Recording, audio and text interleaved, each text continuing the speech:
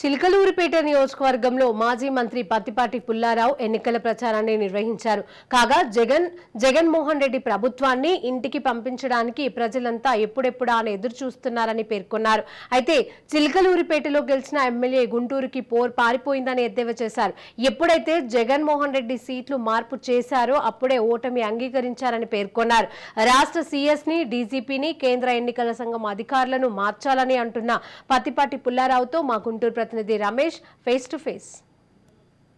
వారం రోజులు మాత్రమే ఉన్నటువంటి నేపథ్యంలో ఎన్నికల ప్రచారం టీడీపీ దూకుడు పెట్టింది. ప్రస్తుతం మనం మాజీ మంత్రి పత్తిపాటి పుల్లారావు కూటమి అభ్యర్థి చిలకలూరుపేటలో పర్యటిస్తున్నారు. 10వ వార్డులో ఆయన మాటలను తెలుసుకున్నాం. ప్రచారం ఎలా సాగుతుంది, రాబోయేటువంటి రోజుల్లో టీడీపీ కూటమి ఎలా గెలవబోతుంది, ఆయన సార్ ప్రచారం ఎలా సాగుతుంది? 10వ వార్డులో జరుగుతున్నా ఉంది పట్టణంలో. మరి వైసీపీ పూర్తి స్థాయిలో సంక్షేమ పథకాలు అందించాలంటున్నారు. ఖచ్చితంగా గెలుచుతామని కూటమి చెప్తుంది. ఎలా చూడాలి?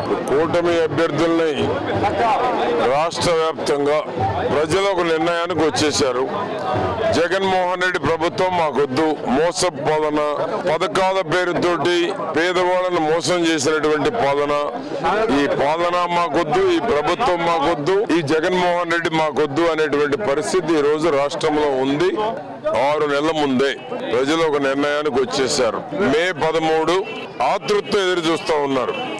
ఏ బటన్ నొక్కి అయితే ప్రజలను మోసం చేశాడో అదే బటన్ నొక్కుతోటి మళ్ళా రేపు జగన్మోహన్ రెడ్డిని ఓడించడానికి ప్రజలు 175 సీట్లలో ఓడించడానికి కూడా ప్రజలు సిద్ధంగా ఉన్నారు.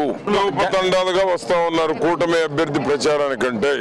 ఎందుకంటే కట్టలు తెంచుకున్నటువంటి ఆగ్రహం, జగన్మోహన్ రెడ్డి మీద కోపం, జగన్మోహన్ రెడ్డి ప్రభుత్వం మోసానికి, నాసిరకం మద్యానికి పేదవాడు బలైపోయాడు అనేటువంటి ఒక ఆలోచనకు పేదవాళ్ళందరూ వచ్చారు. పేదవాళ్ళంటే ఎస్సీ, ఎస్టీ, బీసీ, మైనారిటీలే కాదు, అన్ని కులాల్లో ఉన్న పేదలందరినీ మోసం చేసినటువంటి నాయకుడు జగన్మోహన్ రెడ్డి.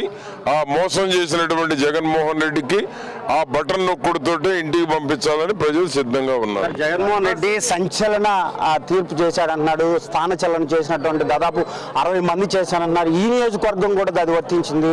ఒక మంత్రిగా ఉన్నటువంటి నేపథ్యంలో విడుదల రజనీని కూడా గుంటూరు పంపించినటువంటి ఓటమి భయంతో వెళ్ళిందంటారా? ఇది ఒక సంచలన తీర్పు అని వైసీపీ చెప్తుంది. ఎలా చూడాలి? ఎప్పుడైతే అభ్యర్థుల్ని స్థానాలు మార్చుకుంటా పోయాడో ఆనాడే జగన్మోహన్ రెడ్డి ఓటమి అంగీకరించినట్టు.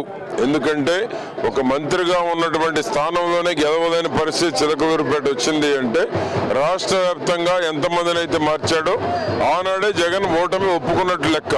ప్రజలకు కూడా అర్థమైపోతా ఉంది. ఒక మంత్రి తొలిసారి వచ్చి 6 నెలల ముందు ముఖం చూపించకుండా గుంటూరు పారిపోయారు. ఓట్లేసిన ప్రజలకు సమస్యలు ఎవరికి చెప్పుకోవాలి, ఎవరు సమస్యలు పరిష్కారం చేయాలి, ప్రజలను గాలి కొదిలేసి గుంటూరు పోయి గుంటూరులో ప్రచారం చేసుకుంటే ఓట్లేసిన ప్రజలకు ఏం చెప్పాలి?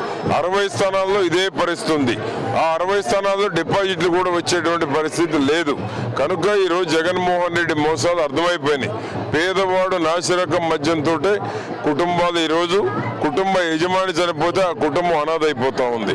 జగన్మోహన్ రెడ్డికి నాసిరకం మద్యంలో మరణాలు వేలాది కుటుంబాలు చనిపోయారు, వేలాది కుటుంబాల యజమానులు చనిపోయారు. నాసిరకం మద్యంతో ధర పెంచి పేదవాడు కష్టజీవులు ఎవరైతే ఉన్నారో వారి కష్టాన్ని, శ్రమని దోచేశాడు జగన్మోహన్ రెడ్డి. నాసిరకం మద్యంతో ప్రజలను అనారోగ్యం పాలు చేశాడు. పెరిగిన ధరలతోటి బతకలేమనేటువంటి పరిస్థితి వచ్చింది. కనుకనే ఈరోజు జనసేన, తెలుగుదేశం, బీజేపీ కూటమి రావాలని ప్రజలు కోరుకుంటా ఉన్నారు. బీజేపీ కూటమి, తెలుగుదేశం, బీజేపీ, జనసేన కూటమిని కొంతమంది వ్యతిరేకిస్తూ ఉన్నారు. ఈరోజు బీజేపీ, వైసీపీ వాళ్ళని నేను ఒకటే అడుగుతా ఉన్నా. రేపు మోడీకి మేము మద్దతు తెలపం. లోక్సభలో, రాజ్యసభలో మేము మోడీకి మద్దతు తెలపమని ప్రకటించమని స్వచ్ఛందంగా వాళ్ళకి దమ్ముంటే ఎవరైతే వైసీపీ తరఫున ప్రచారం చేస్తున్నారో ఆ వైసీపీ తరఫున ప్రచారం చేసేటువంటి వాళ్ళు జగన్మోహన్ రెడ్డి రేపు ఆయనే ప్రకటించాలి. మేము బీజేపీకి మద్దతు ప్రకటించాం. పార్లమెంటులో లోక్సభలో కానీ రాజ్యసభలో కానీ మేము మద్దతు ప్రకటించమని వాళ్ళకి దమ్ముంటే వాళ్ళ మంత్రే చెప్తా ఉన్నాడు అంబటి రాంబాబు గారు, మేము 25 సీట్లు వస్తే బీజేపీకి మద్దతు ప్రకటించి రేపు స్పెషల్ స్టేటస్ తీసుకొస్తామని ప్రకటిస్తూ ఉన్నారు. మరి ఇంకా వాళ్ళ తరఫున ఏ విధంగా దుష్ప్రచారం చేస్తారు? తెలుగుదేశం జనసేన బీజేపీ పొత్తుని, తెలుగుదేశం జనసేన బీజేపీ పొత్తుంటేనే ముస్లిం మైనారిటీల మీద ఏగవాలకుండా కాపాడేటువంటి నాయకుడు చంద్రబాబు గారు, పవన్ కళ్యాణ్ గారు. అటువంటి దుష్ప్రచారం చేసే వాళ్ళని పంపించి వాళ్ళు ఇప్పుడు ఎక్కడ అక్రమ సంబంధం కొనసాగుతా ఉందో సమాధానం చెప్పలేని దుస్థితిలో ఆ దుష్ప్రచారం చేసేటువంటి వాళ్ళు ఉన్నారు. కాబట్టి బీజేపీ జనసేన తెలుగుదేశం పొత్తు ముస్లిం మైనారిటీల హక్కుల పరిరక్షణ కాపాడేటువంటి చంద్రబాబు, పవన్ కళ్యాణ్ గారు. ఎక్కడ ముస్లింల భంగం కలిగినా చంద్రబాబు గారు కానీ పవన్ కళ్యాణ్ కానీ ఒక్క క్షణం ఆలోచించకుండా ముస్లిం మైనారిటీల తరఫున నిలబడేటువంటి నాయకులు అక్కడ ఇక్కడ మేము. అరాచకం రాజ్యమేలుతున్నా అక్రమ సంబంధంతో కొనసాగుతున్నటువంటి పార్టీ అరాచకాలు తెలుసుకొని కూడా డీజీపీని కొనసాగించడం, సిఎస్ను కొనసాగించడం రాష్ట్ర ప్రజలకు అర్థమైపోయింది.